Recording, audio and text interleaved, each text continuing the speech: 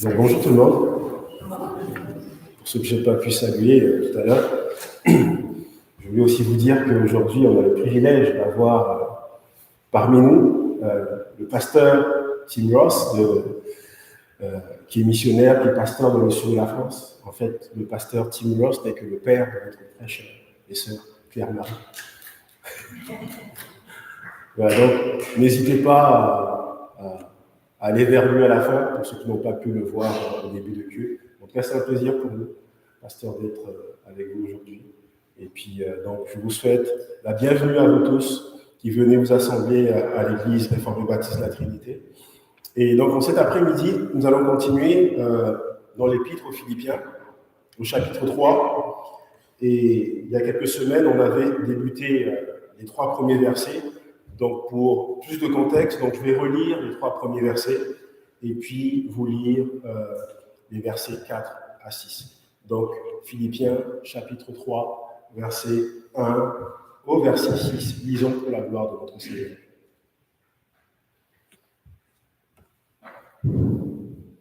Au reste, mes frères, réjouissez-vous dans le Seigneur. Je ne me lasse point de vous écrire les mêmes choses, et pour vous cela est salutaire. Prenez garde aux chiens, prenez garde aux mauvais ouvriers, prenez garde aux faux circoncis. Car les circoncis, c'est nous qui rendons à Dieu notre culte par l'Esprit de Dieu, qui nous glorifions en Jésus-Christ et qui ne mettons point notre confiance en la chair. Moi aussi, cependant, j'aurais sujet de mettre ma confiance en la chair. Si quelqu'un croit pouvoir se confier en la chair, je le puis bien davantage. Moi, circoncis, le 8e jour, de la race d'Israël, de la tribu de Benjamin, hébreu, né d'hébreu, quant à la loi pharisien, quant aux zèles persécuteurs de l'Église, irréprochable à l'égard de la justice et de la loi. Parole du Seigneur. Donc, dernièrement, nous avons vu que l'apôtre Paul a commencé à aborder le danger du légalisme, des judaïsants, mettant en garde les Philippiens contre leur enseignement. Les judaïsants contre lesquels Paul mettait en garde les Philippiens manquaient pas de zèle. Leur insistance sur la circoncision de ceux qui se convertissaient à l'âge adulte, par exemple, soulignait le niveau d'engagement qu'ils avaient et qu'ils attendaient de ceux qui se convertissaient au christianisme. Ils faisaient état d'un certain zèle, un zèle qui était mal placé, mal orienté. Ils étaient spirituellement incultes et leur directive était contraire à la parole de Dieu. Et l'intervention de Paul était aussi d'interpeller les Philippiens quant à ce genre de personnes. Parce qu'il est trop facile pour des nouveaux chrétiens immatures de tomber dans ce piège-là, de ce type d'enseignement.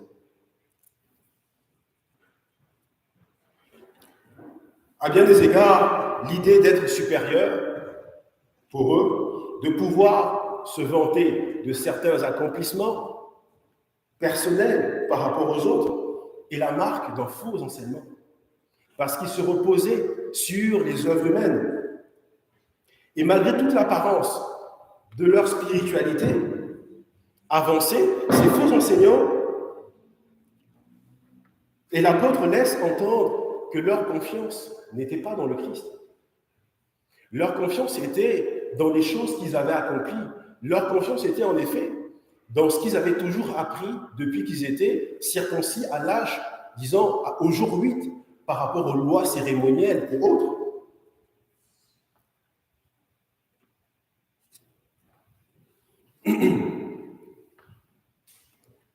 Et leur espoir et leur confiance n'étaient pas enracinés dans l'amour de Christ, ni motivés par l'amour de Christ.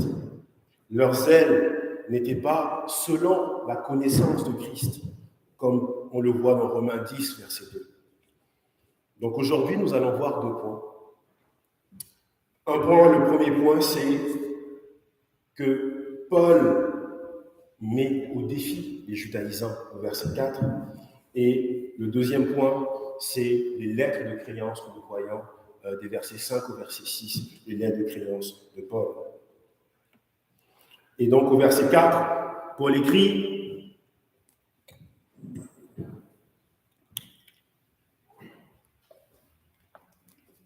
moi aussi cependant, j'aurai sujet de mettre ma confiance en la chair.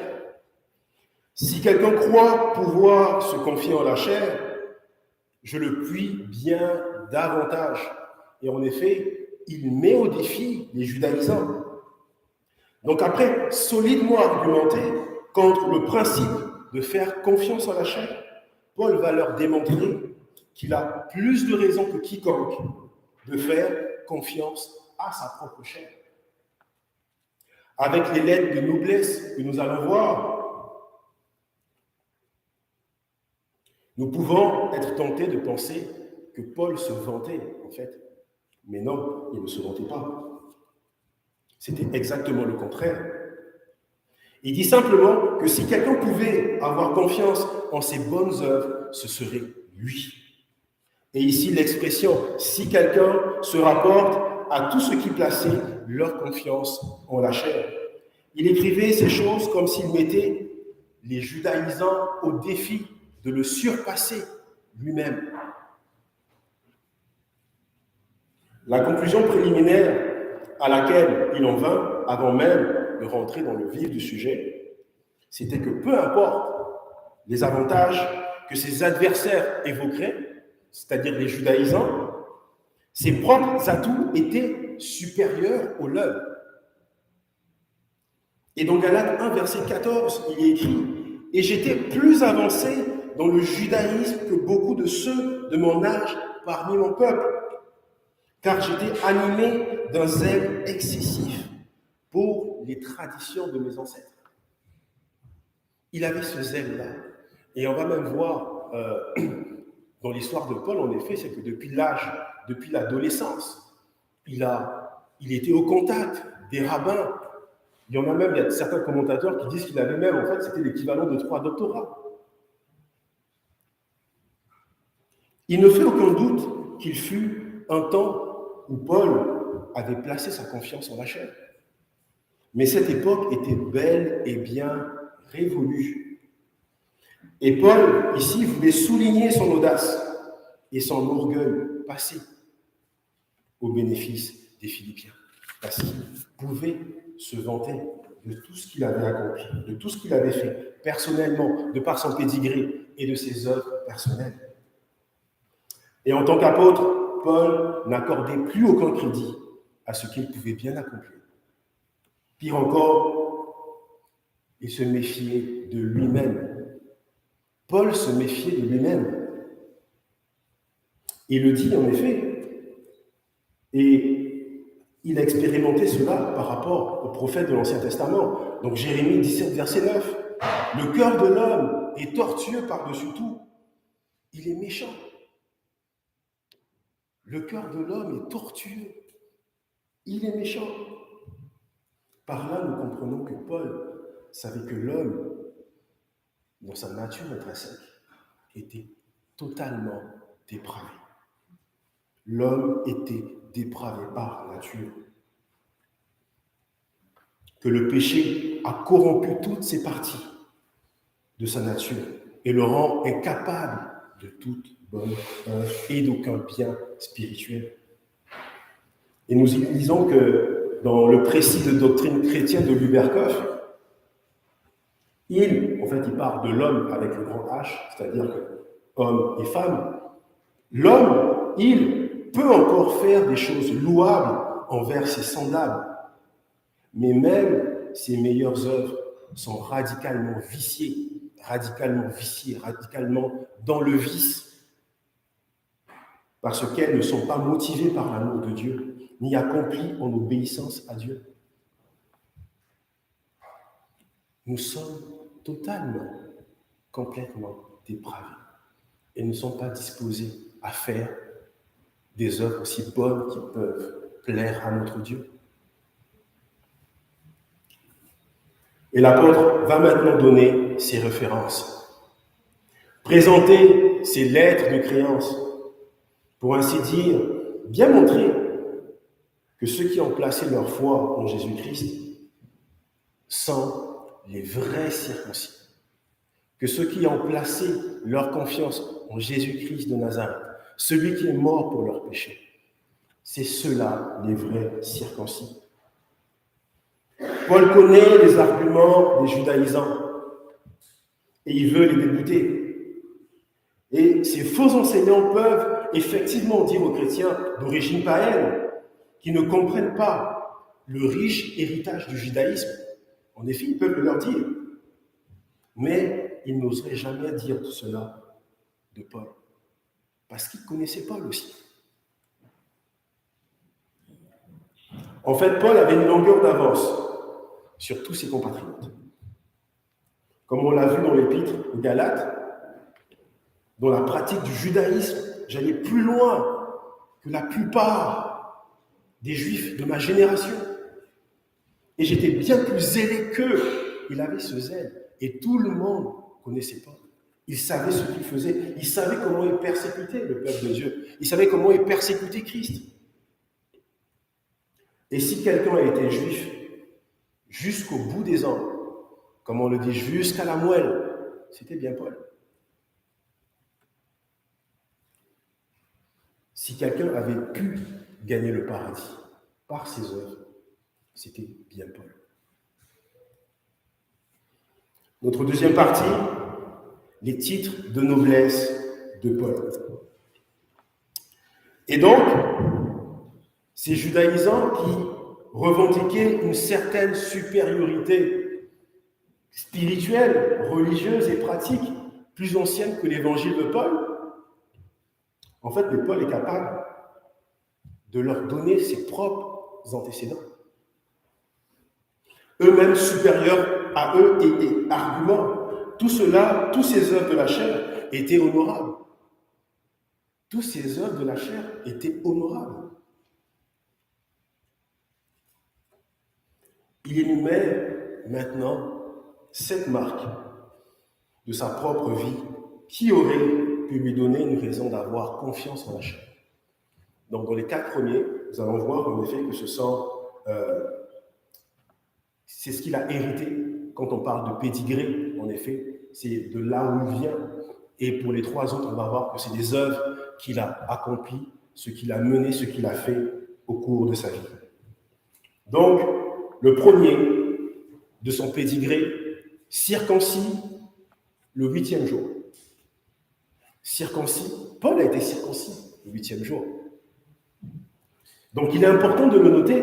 Et Paul n'a pas refuté leur argument de la circoncision du 8e jour. Paul a été circoncis alors qu'il n'avait que 8 jours de naissance, comme l'ordonne la loi juive.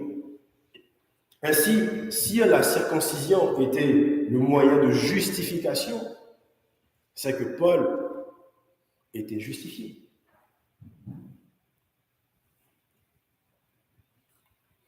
Il était né dans une famille où les règles de l'Ancien Testament étaient observées avec exactitude, avec promptitude, à la lettre. Il n'est pas venu circoncis en tant que converti. Il montre qu'il est un juif pure race. Comme on dit ici, québécois, de pure laine. Mais il était pure race. Ce juif pure race. De parents pieux qui ont rigoureusement respecté les exigences de la loi de Moïse. Mais Jésus lui-même aussi, on le voit dans Luc 2, verset 21, a été mené au temple pour se faire circoncire le 8e jour. Jésus n'a pas dérogé à la lettre, à la règle plutôt, du 8e jour. Et le deuxième point, il était du peuple d'Israël par sa naissance. nous connaissons le peuple d'Israël, un pur et vrai descendant du bon patriarche de l'Ancien Testament, Abraham.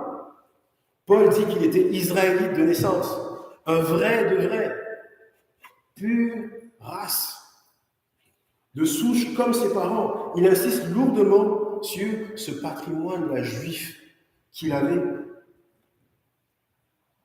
Il est clair tout au long de l'Ancien Testament que le peuple juif était un peuple spécial aux yeux de Dieu. Ce peuple était spécial. Pourtant, ils étaient spéciaux, non pas à cause des Israélites, de ce qu'ils avaient à offrir, mais parce que Dieu lui-même les avait choisis pour être son peuple. C'est Dieu qui les avait choisis. Ce n'était pas à cause de leurs œuvres. Les Israélites étaient le peuple de Dieu mis à part et sanctifié à des fins divines. Et Paul n'était donc pas un impur converti au judaïsme, mais un membre de cette nation, et en effet, il pouvait s'en vanter. C'est un peu comme être le fils de la reine d'Angleterre, sur terre, par exemple. Donc il pouvait se vanter d'être d'Israël. Et de plus, il dit qu'il était de la tribu de Benjamin. C'est un fait qu'il mentionne à nouveau comme significatif dans Romains 11, verset 1, parce que Benjamin était le fils spécial de Jacob et de Rachel. Et sa naissance a coûté la vie à sa mère. Mais plutôt que de nommer fils de ma douleur Ben-Oni, Jacob l'avait appelé fils de ma droite, Benjamin. On le voit dans Genèse 35, verset 18. C'était de la tribu de Benjamin que Saül, le premier roi d'Israël, avait émergé. Et la tribu de Benjamin était certainement l'une des plus prestigieuses des 12 tribus. L'une des plus prestigieuses. Paul savait d'où il venait. Il ne venait pas de n'importe où. Et en fait, dans notre jargon aujourd'hui, on peut dire que non, il est né avec des cuillères en argent. Il pouvait s'en vanter. Thomas Costable écrit que Benjamin était le plus jeune des deux fils nés de la femme préférée de Jacob, Rachel. Benjamin était le fils unique de Jacob, né de la terre promise. La tribu de Benjamin a fourni de nombreux guerriers nobles tout au long de l'histoire d'Israël. Vous pouvez le voir dans Osée 5, verset 8. Le premier roi légitime d'Israël est issu de la tribu de Benjamin. Jérusalem et le temple se trouvaient sur le territoire de Benjamin. Seule cette tribu, à côté de Juda, resta fidèle à la maison de David lorsque la monarchie se divisa en 931 avant Jésus-Christ. Paul savait d'où il venait. Il donne ses lettres de noblesse parce qu'il sait d'où il vient. Mais en fait, en aucune façon, il s'en est vanté. Mais il leur démontrait en effet que s'il y avait une personne qui devait vivre par la chair, c'était bien lui. Et toujours au verset 5, il rajoute qu'il était un Hébreu des Hébreux.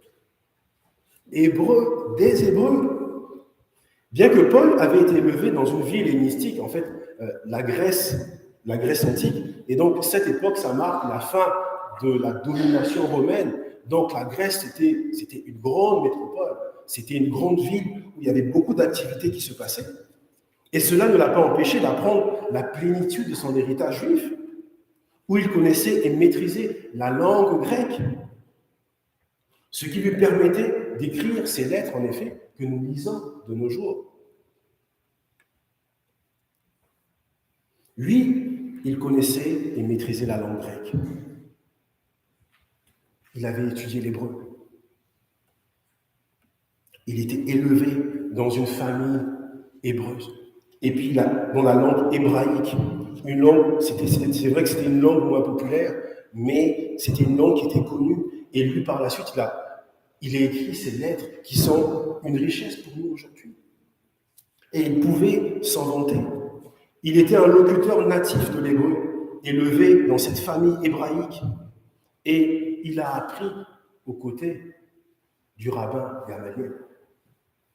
Le rabbin Gamaliel. Et ce rabbin-là, qu'il avait formé de fond en comble, jusqu'à fond. On parle du rabbin Gamaliel dans Acte 22, verset 3. Et puis, ce rabbin-là, on le surnommait l'Ancien. On le surnommait l'Ancien parce qu'il avait cette réputation à l'époque. Et c'est même lui, dans Acte 5, 34, 39, qui avait intervenu en la faveur des apôtres, tandis qu'il devait comparaître devant les Sanhédrins pour ne pas avoir respecté l'ordonnance de ne pas enseigner, de ne pas prêcher. Il avait intervenu pour les apôtres. Et donc, c'était une grande personnalité à cette époque. Et Paul avait appris à ses côtés. Il pouvait également s'en vanter. Mais aussi, il a pu s'avenir, c'est que ses motifs de confiance en la chair, c'est vrai qu'on a été hérités. La formation, son pédigré, sa famille, le peuple juif. Paul lui-même avait ajouté des œuvres personnelles. Il y avait des œuvres personnelles. Et il a voulu en parler également. Donc, premièrement, il avait adopté le style de vie d'un pharisien par rapport à la loi. Il avait adopté ce style de vie-là. Il vivait comme un juif, comme un pharisien. Les pharisiens étaient une secte juive née au IIe siècle avant Jésus-Christ.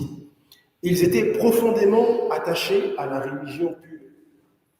Donc, afin de maintenir une relation d'alliance avec Dieu, ils ont strictement observé la loi mosaïque. Et donc, pour ce faire, ils ont également scrupuleusement respecté une longue liste d'exigences personnelles ajoutées à la loi. Et aucun judaïsant du 1er siècle ne pourrait surpasser ces hommes dans leur zèle pour la religion de l'Ancien Testament. Et leur engagement à garder la parole de Dieu était sans précédent. Ils avaient ce zèle pour faire respecter la parole de Dieu, pour faire respecter la loi. Ils avaient un engagement si profond à faire respecter la loi qu'ils en ont fait créer leur propre loi. Ils avaient ce désir-là de faire respecter. Mais en plus de ça, c'est qu'ils en ont fait d'autres pour eux. Et pourquoi? Juste pour qu'ils puissent éviter à tout prix d'enfreindre la loi de Dieu. Leur nombre était petit, il était insaisissable, et Paul en faisait partie. Il avait adopté ce style de vie.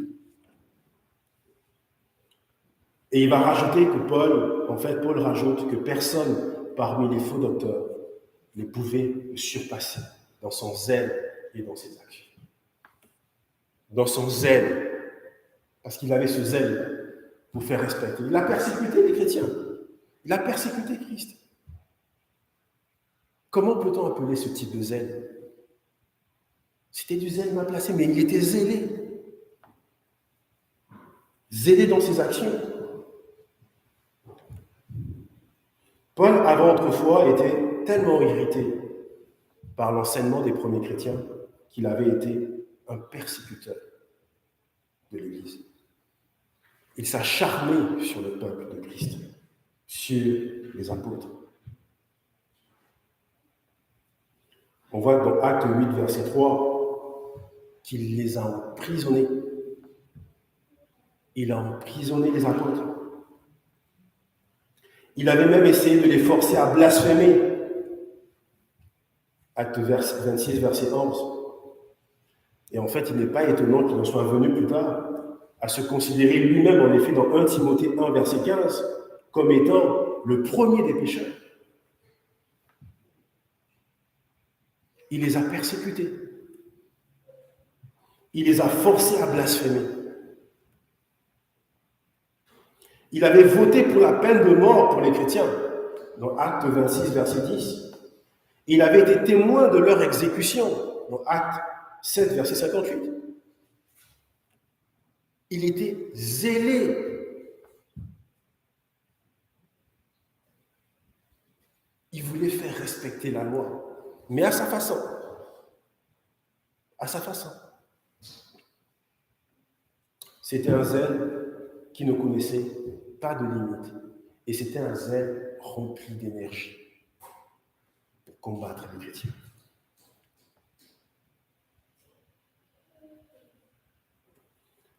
Paul croyait être, en termes de justice, sous la loi, irréprochable. Verset 6. Irréprochable. Ça veut dire quoi? Sans péché. En fait, son observance de la loi pharisienne, de la loi, était irréprochable. On voit cela comme Paul défiant les lecteurs de lui trouver des défauts. En fait, il leur disait, quel défaut que j'ai? J'ai quel défaut? J'ai persécuté le peuple de Dieu. J'ai essayé de faire respecter la loi de Dieu. J'ai quel défaut? Je suis irréprochable. Il ne prétend pas être sans péché. Plutôt, selon toutes les œuvres et tous les idéaux du judaïsme, Paul dit qu'il était irréprochable. C'est vrai qu'il ne disait pas, en fait, il ne disait pas qu'il était sans péché, mais par rapport aux idéaux du judaïsme, il était irréprochable.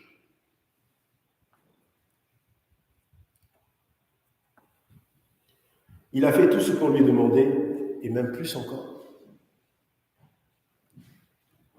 Et seule une poignée de personnes à travers l'histoire ont pu égaler le dévouement et la pratique religieuse de Paul.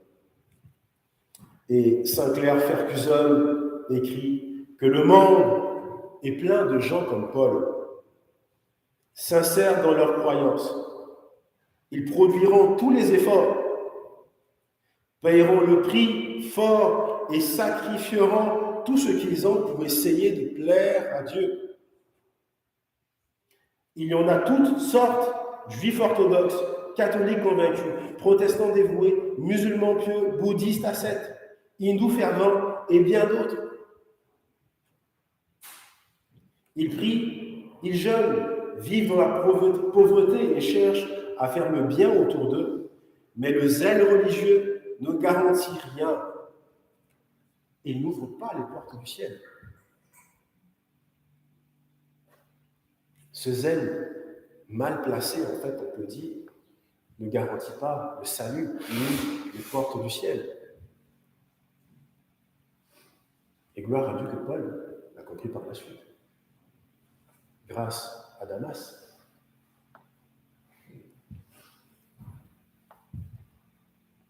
Paul était irréprochable, blanc comme la neige, vis-à-vis de la loi de Dieu. Ça ne veut pas dire qu'il se considérait sans péché. D'ailleurs, dans une de ses lettres, en fait, il déclare, dans Romains 7, verset 7, « S'il n'y avait pas la loi, je n'aurais pas connu le péché. » Il ne disait pas qu'il était sans péché. Il était irréprochable. Il était irréprochable à cause de ses œuvres, par rapport à tout ce qu'il avait fait en tant qu'humain. Mais il ne disait pas qu'il était sans péché. Et il dit que s'il n'y avait pas eu la loi, je n'aurais pas connu le péché. Et je n'aurais pas su ce que c'est la convoitise si la loi n'avait pas dit « Tu ne convoiteras pas. Tu ne convoiteras pas. »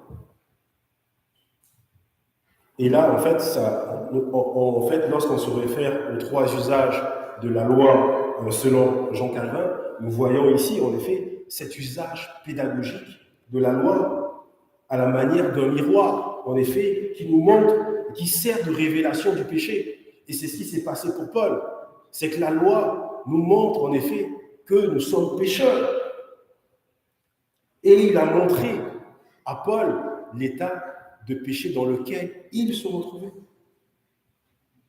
Et il est intéressant que pour illustrer son péché, Paul ici parle de la convoitise.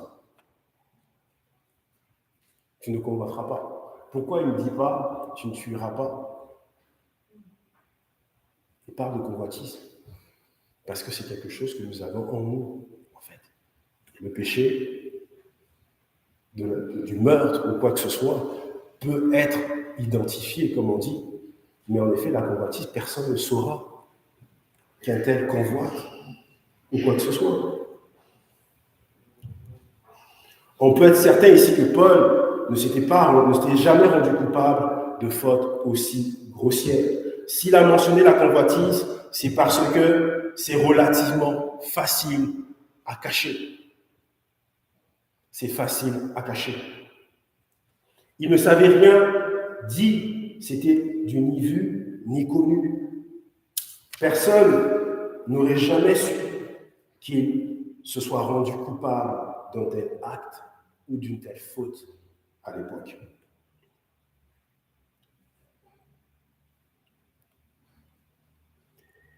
Quand Paul affirme qu'il est irréprochable, il veut dire que par sa naissance, par sa vie impeccable, sans tache, par son respect des préceptes de Moïse et de la tradition des anciens, il était parfaitement en règle vis-à-vis des exigences de la loi. Il était parfaitement en accord avec les exigences de la loi. Et pour tous ceux qui le connaissaient, c'était un juif modèle. C'était un juif modèle. En fait, quand on parle de modèle, en fait, on pouvait s'en inspirer. Au regard de la mise en pratique de l'aspect légaliste de la loi, il était un super saint.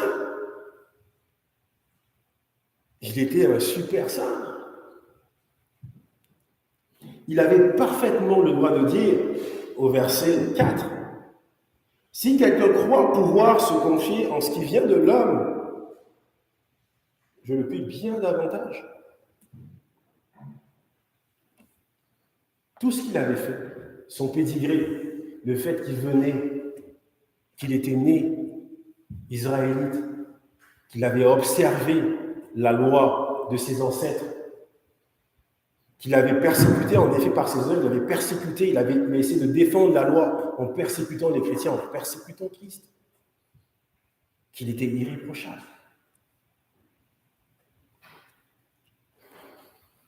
Tous les bénéfices que Paul avait accumulés par sa naissance, par la force de son caractère, constituaient son crédit auprès de Dieu. Disons, le pactage, le bundle, comme on dit, en fait, parfait pour le déposer à la porte du ciel et d'entrer dans le paradis. C'était juste parfait. Il allait avoir cette entrée triomphale dans le ciel. Il était confiant, sûr de lui et certain d'être dans la volonté de Dieu quand il se rendait à Damas. Il était sûr de lui quand il se rendait à Damas. Et il se rendait à Damas pour persécuter les chrétiens. Il était sûr de lui. Dans Acte 7, 55 à 60, on voit que Étienne, le martyr, avait expérimenté ce que tout le zèle et le respect de la loi de Saül de Tarse ne pouvaient apporter. Étienne avait Christ. Et avoir Christ signifie tout. Saül n'avait que le respect des règles pharisiennes. Il n'avait que le respect de ces règles-là. Sans Christ, il n'avait rien. Il avait uniquement ces règles-là, ces règles de vie. Il les a adoptées. Il a grandi là-dedans. Mais est-ce que son cœur y était?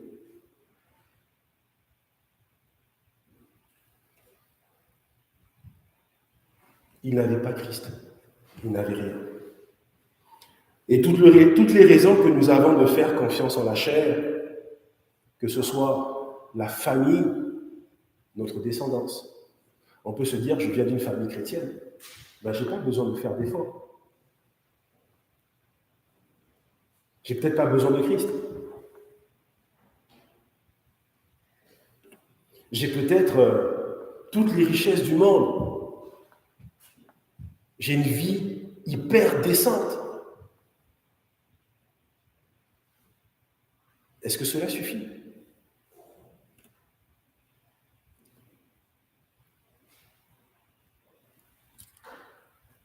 Est-ce que tous nos accomplissements, ici-bas,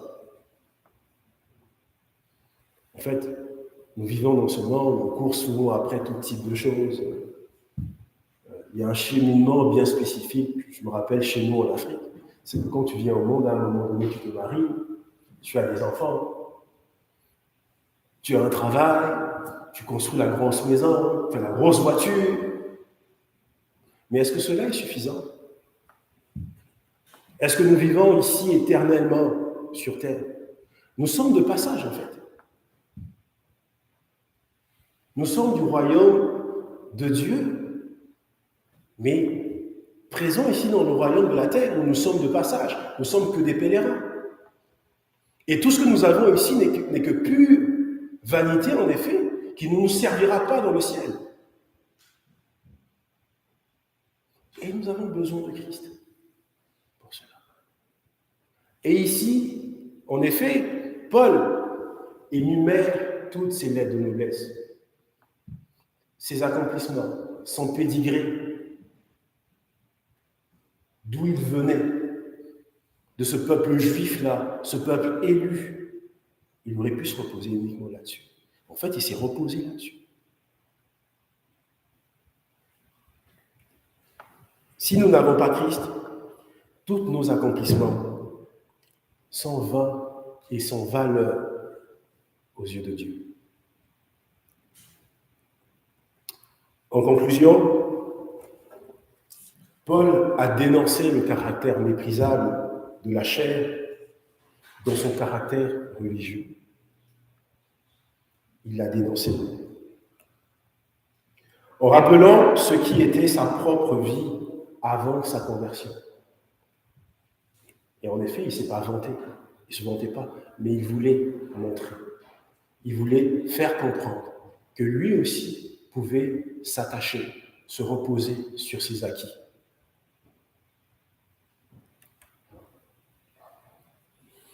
Il aurait pu faire confiance à ses vertus. Selon celles-ci, il était d'une piété exceptionnelle et sincère. Les ordonnances prescrites par la loi avaient été observées. Il avait été circoncis le 8e jour. C'était un juif de la pure ascendance, pure race. Quant à sa vie religieuse, il appartenait à la secte juive la plus stricte, celle des pharisiens. Nul ne pouvait douter de sa sincérité, de son zèle, car en cherchant à défendre sa religion, on peut dire qu'il a commis en fait l'irréparable, la persécuté de Christ. Son zèle l'a emmené, l'a poussé à persécuter Christ et son Église. Quant à la justice, qui consistait à observer les rites de la loi, il était sans reproche, irréprochable, mais totalement aveuglé par sa condition spirituelle. Il était irréprochable, c'est vrai, mais complètement aveuglé, spirituellement parlant. Et en effet, nous sommes comme ça aussi. c'est que nous voulons respecter à la lettre. Des fois, nous sortons des contextes, en fait. Mais spirituellement, où nous en sommes avec notre relation avec Christ?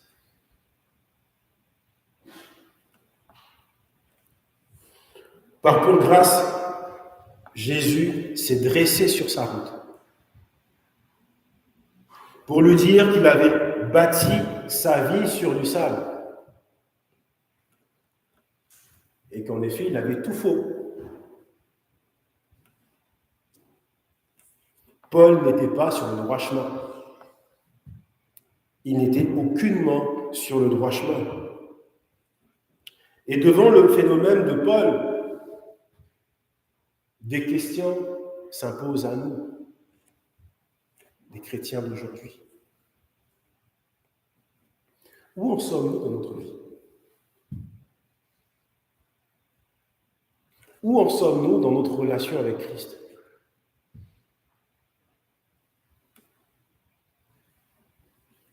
Sommes-nous en règle par rapport à Christ?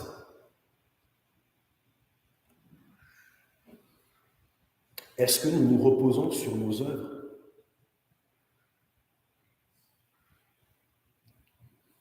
On peut avoir un vécu, accumuler des richesses, être d'une famille noble. Est-ce que nous nous appuyons là-dessus?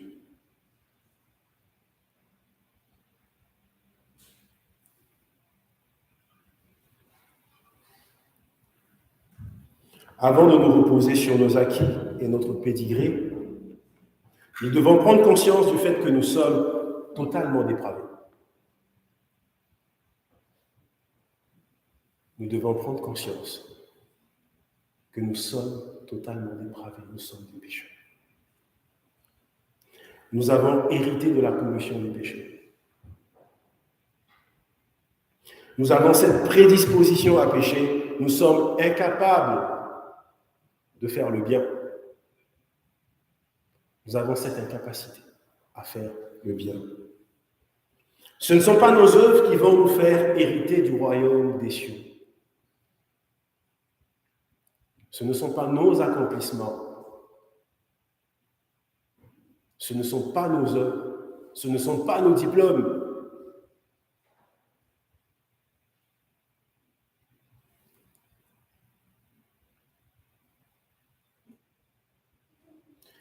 Nous luttons avec ce péché réel. Je parle de péché réel parce que, à la différence du péché originel, nous luttons avec ce péché réel en nous et les désirs et les décisions qui en découlent du péché en effet originel.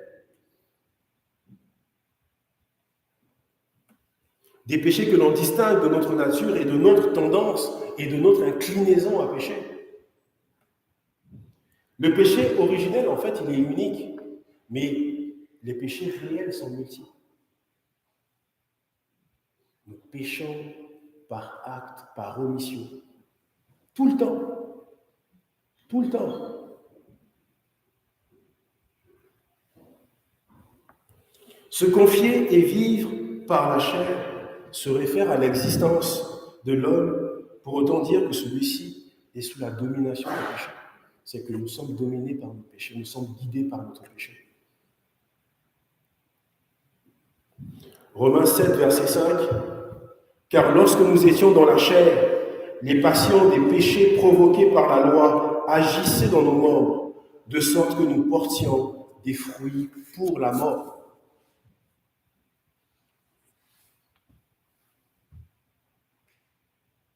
Romains 8, versets 5 à 9. Ceux en effet qui vivent selon la chair s'affectionnent aux choses de la chair. Tandis que ceux qui vivent selon l'esprit s'affectionnent des choses de l'esprit. Et l'affection de la chair, c'est la mort. Tandis que l'affection de l'esprit, c'est la vie et la paix.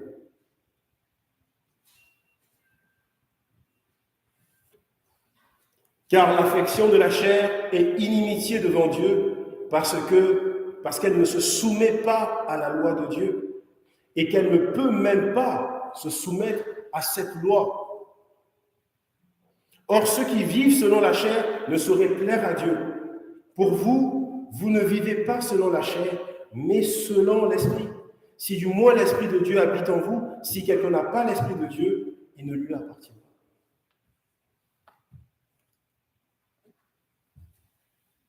Et être dans la chair, c'est vivre en fait de façon autonome, en dehors de Dieu.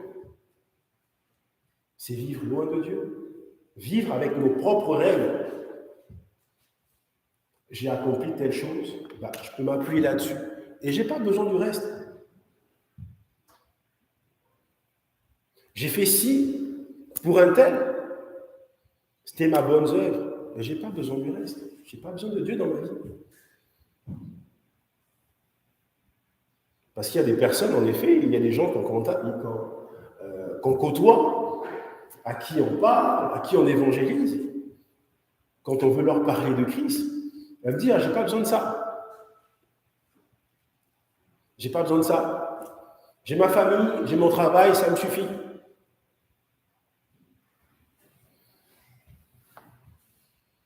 J'avais approché quelqu'un, quand j'ai voulu lui parler du Seigneur, il dit, c'est bon, je connais ça parce que j'ai un doctorat en philosophie.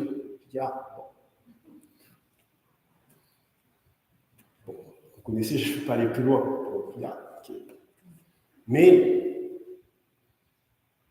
si nous n'avons pas Christ, que sommes-nous?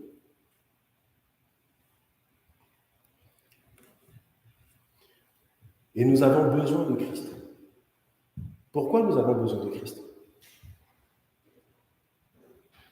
Parce que Christ, par son sacrifice, nous a justifiés.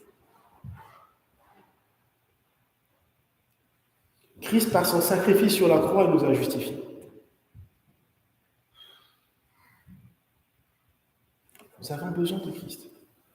Et que même si dans nos péchés réels au quotidien, et nous savons que nous sommes en sanctification progressive, nous savons qu'il est fidèle et bon pour nous pardonner nos offenses.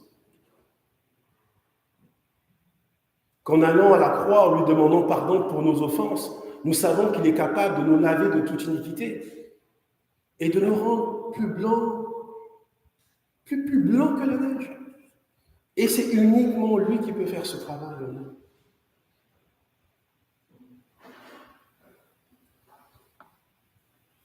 Christ nous a justifiés, nous a sanctifiés pour notre glorification à venir.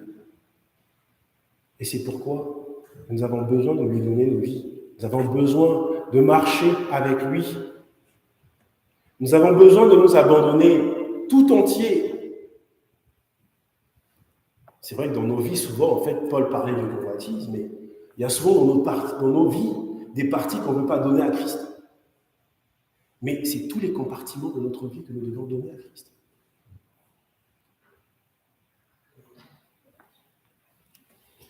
Galates 5, versets 16 à 17. Je dis donc, marchez selon l'esprit, et vous n'accompliriez pas les désirs de la chair. Car la chair a des désirs contraires à ceux de l'esprit. Et l'esprit en a de contraires à ceux de la chair. Ils sont opposés entre eux, afin que vous ne fassiez point ce que vous voulez. Christ est notre seul sauveur. Nous n'avons pas besoin de Christ plus quelque chose. Comme les pharisiens, Christ plus la circoncision. Christ à lui seul suffit. Nous n'avons pas besoin de Christ plus nos œuvres, aussi bonnes qu'elles puissent être. C'est exclusivement à Christ, exclusivement à lui. Amen. Prions. Seigneur notre Dieu, merci pour ce message.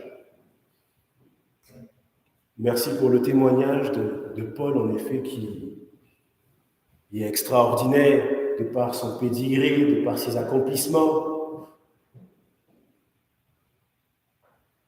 Et Seigneur, nous sommes conscients du travail que tu peux faire dans le cœur de l'homme.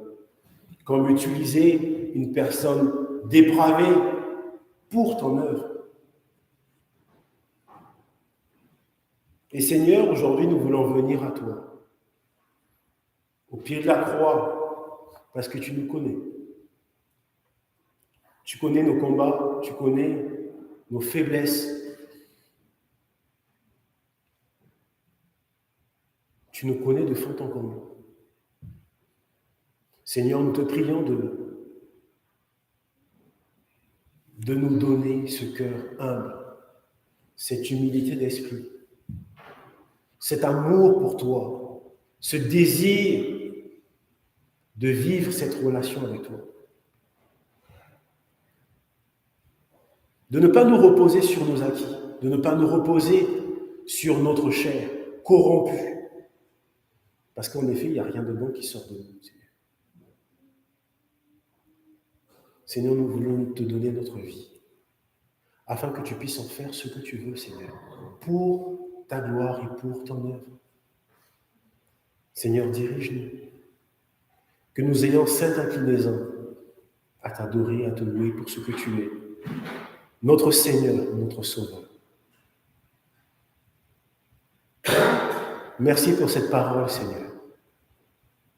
Qu'elle soit gravée sur les tablettes de notre cœur, Seigneur. Qu'elle puisse faire son effet. Et que nous soyons des modèles. Que nous soyons en effet des modèles selon Christ. Pour ta gloire. Pour l'édification de ton corps, Seigneur.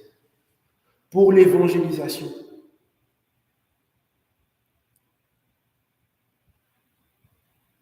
Seigneur, nous te demandons pardon si, dans une façon, nous avons péché contre toi. Seigneur. Pardon parce que si nous nous sommes reposés sur nos acquis, sur ce que nous avons, pour nous glorifier, pour un zèle excessif, mais en effet qui n'a pas sa place avec toi. Seigneur, donne-nous la sagesse et l'intelligence de toujours recourir à toi et à ta parole, Seigneur. Donne-nous ce courage-là, cette force de nous appuyer au Christ, en Jésus-Christ de Nazareth, celui-là même qui est mort pour nous libérer des captifs.